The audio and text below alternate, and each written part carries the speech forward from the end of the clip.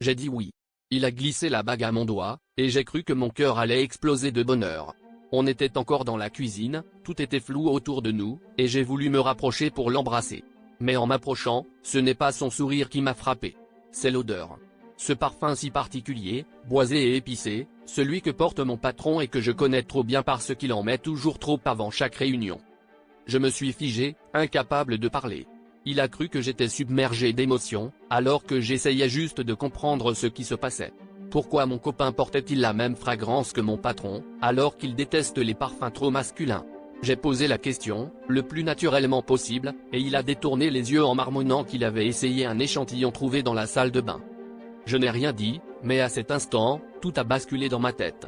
Les réunions tardives, les textos effacés, les excuses bancales.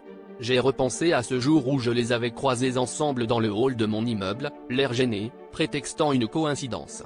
Les pièces du puzzle se sont emboîtées, et j'ai compris qu'ils se voyaient derrière mon dos. Le sol s'est ouvert sous mes pieds. J'ai fait semblant de sourire, le cœur éclaté, la bague glacée contre ma peau.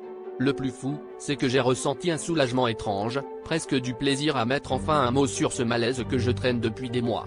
Peut-être que je cherchais une raison de tout faire exploser, une excuse pour ne pas devenir celle que j'ai toujours détestée, la femme qui se contente de ce qu'on lui donne, même quand on l'a trahi.